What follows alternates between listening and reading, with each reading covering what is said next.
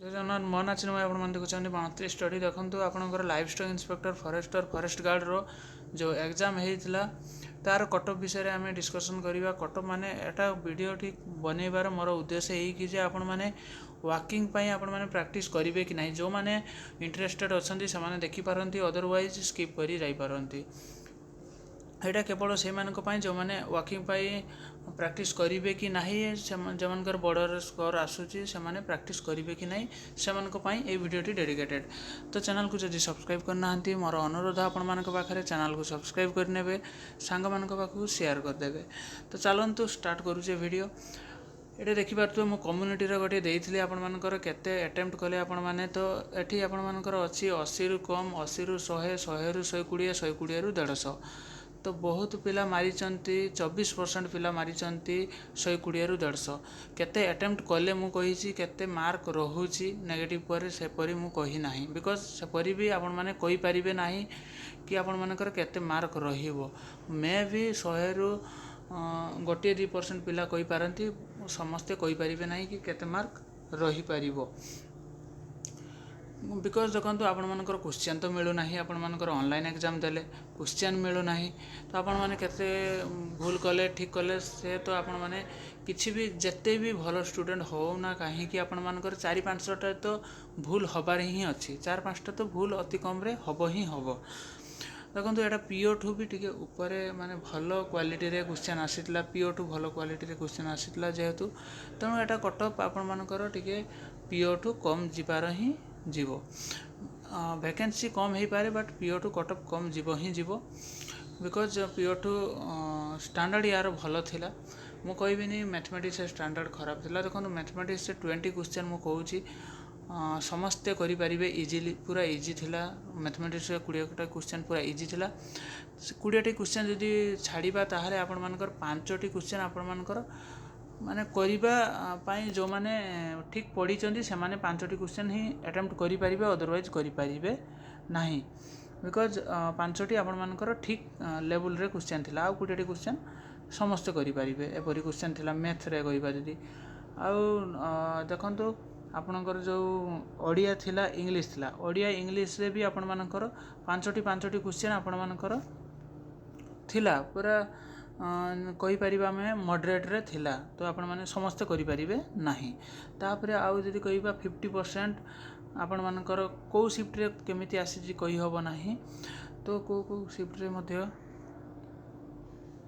देखो मो ओपिनियन रे जदि मु कहबी आपण मानकु ताले केते रखिले आपण माने वाकिंग प्रिपेरेसन करि पारिबे देखो एडी मु कहि रखे गोटे आसीबो आपणकर फॉरेस्ट गार्ड रे F0 आउ गोटे आसीबो लाइफ स्टॉक इंस्पेक्टर आउ फॉरेस्टर देखो लाइफ स्टॉक इंस्पेक्टर फॉरेस्टर आपण मानकर डिफरेंस रहिबो मे भी फॉरेस्टर अधिक जाई पारे मे भी लाइफ स्टॉक इंस्पेक्टर अधिक जाई पारे जो माने प्रिफरेंस अनुसार आपण मानकर जीव जो जदि पिला प्रथमे प्रिफरेंस रखिछंती बेसी पिला लाइफ स्टॉक इंस्पेक्टर तो लाइफ स्टॉक इंस्पेक्टर प्रथमे सिलेक्शन पर आपण मानकर फॉरेस्टर सिलेक्शन हबो तो सही प्रकार अनुसार जीव आपण माने कोटा जीव किंतु कही हबनी पिला माने कोटा बेसी प्रिफरेंस देइछंती जदि लाइफ स्टॉक इंस्पेक्टर पई बेसी पिला प्रथमे चॉइस फास्ट चॉइस रखिथिबे ताले लाइफ स्टॉक इंस्पेक्टर रो अधिका कटअप जीव जदि आपण मानकर फॉरेस्टर रो अधिका पिला रखिथिबे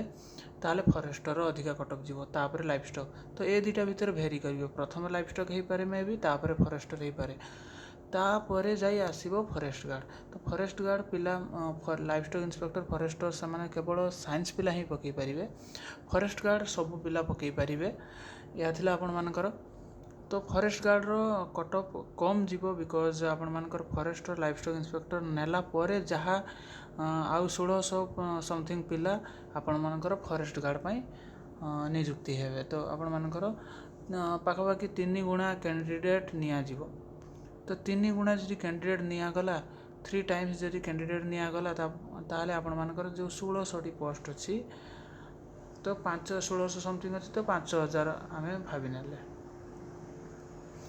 तो 5000 पिला आपण मानकर फॉरेस्ट गार्ड पई निया जीवो तो ता आगुरु जा रहिला 2000 पाखापाखि से तो पिला जीवे ही जीवे आपण 2000 प्लस पिला सेटा आपण मानकर ଲାଇଭଷ୍ଟକ୍ ଇନ୍ସପେକ୍ଟର ଫରେଷ୍ଟର ଯିବେ 3000 ପିଲା ସରି 3000 ପିଲା ଲାଇଭଷ୍ଟକ୍ ଇନ୍ସପେକ୍ଟର ଆଉ ଫରେଷ୍ଟର 3000 ପିଲା ନିଆଯିବ। ତାପରେ ଯାହା ରହିବ ଆପଣମାନଙ୍କର ଫରେଷ୍ଟ ଗାର୍ଡ଼ ପାଇଁ। ତ ଏଠି ମୁଁ କହି ରଖି ଆପଣମାନଙ୍କର ଫରେଷ୍ଟ ଗାର୍ଡ଼ ଆଉ ଫରେଷ୍ଟର ୱାକିଂ ରହୁଛି, ଲାଇଭଷ୍ଟକ୍ ଇନ୍ସପେକ୍ଟର ୱାକିଂ ରହୁନାହିଁ। ତ ଫରେଷ୍ଟ ଗାର୍ଡ଼ର ଯେଉଁ ୱାକିଂ ରହୁଛି ସେ ହେଉଛି ଆପଣମାନଙ୍କର 25 କିଲୋମିଟର। ସେଠି ବହୁତ ପିଲା କଟିବେ। ଦେଖନ୍ତୁ 25 କିଲୋମିଟର ଚାଲିବା ସମସ୍ତଙ୍କ ପାଖରେ ପେସେନ୍ସ ରହିବା ଦରକାର। ତ ବହୁତ ପିଲା କାଟିବେ ମଧ୍ୟ। ତ ମୁଁ ଏଠି କହି ରଖେ ସେଫ୍ ସ୍କୋର ଡାଇରେକ୍ଟ କହି ରଖେ ମୁଁ ସେଫ୍ ସ୍କୋର ଯଦି କହିବା ଆପଣମାନଙ୍କର କେଉଁ ସ୍କୋର ରହିଲେ ଆପଣମାନେ ୱାକିଂ ପାଇଁ ଯାଇପାରିବେ। ପ୍ରଥମେ କହି ରଖେ ଆପଣମାନଙ୍କର ଫରେଷ୍ଟର ଲାଇଭଷ୍ଟକ୍ ଇନ୍ସପେକ୍ଟର ପାଇଁ ଆପଣମାନେ ଯଦି 120 ପ୍ଲସ୍ ରହୁଛି ତାହେଲେ ଆପଣମାନେ ଆରାମସେ ଆପଣମାନେ ୟା ପାଇଁ ଯଦି କେବଳ ଫରେଷ୍ଟର ଲାଇଭଷ୍ଟକ୍ ଇନ୍ସପେକ୍ଟର ପାଇଁ ଯେଉଁମାନେ ପକାଇଛନ୍ତି 120 ପ୍ଲସ୍ ଅଛି ଯଦି ଆପଣମାନେ ନିହାତି 100% ମୁଁ କହି ରଖିଲି ଆପଣମାନଙ୍କର ନିହାତି ହେଇଯିବ। ୱାକିଂ ପାଇଁ ଆପଣମାନଙ୍କର ଆସିଯିବ।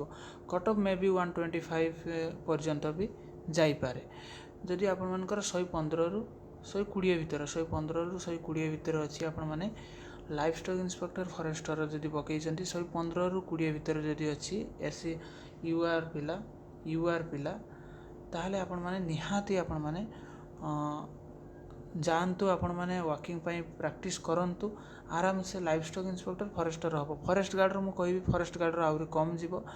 ତ ଫରେଷ୍ଟ ଗାର୍ଡ଼ର ମଧ୍ୟ କହିବି ୟୁଆର୍ ପିଲା ପାଇଁ 115ରୁ 20 ଯଦି ଅଛି 112ରୁ ଆପଣ 118 ଭିତରେ ଯଦି ଅଛି ଆପଣମାନେ ଲାଇଭଷ୍ଟକ୍ ଇନ୍ସପେକ୍ଟର ଫରେଷ୍ଟର ପାଇଁ ଆପଣମାନେ ଫିମେଲ୍ କ୍ୟାଣ୍ଡିଡେଟ୍ ଆଉ SBC କ୍ୟାଣ୍ଡିଡେଟ୍ ୱାକିଂ ପାଇଁ ଟ୍ରାଏ କରିପାରିବେ। ବିକଜ୍ କ୍ୱେଶ୍ଚନ୍ ଲେଭେଲ୍ ଅନୁସାରେ ମୁଁ କହୁଛି ଆପଣମାନଙ୍କୁ ଯଦି ଆପଣମାନେ ଫରେଷ୍ଟ ଗାର୍ଡ଼ ପାଇଁ ଆପ୍ଲାଏ କରିଛନ୍ତି ତାହେଲେ ଫରେଷ୍ଟ ଗାର୍ଡ଼ରେ ଆପଣମାନଙ୍କର ଯେଉଁମାନଙ୍କର ଅଛି ମୁଁ କହି ରଖେ ଯେଉଁମାନଙ୍କର 100 ଦେଖନ୍ତୁ 100ରୁ 105 ଭିତରେ ଯେଉଁମାନଙ୍କର ଅଛି SBC ପିଲା ସେମାନେ ଆରାମସେ ଫରେଷ୍ଟ ଗାର୍ଡ଼ ପାଇଁ ପ୍ରିପାରେସନ୍ କରିପାରିବେ।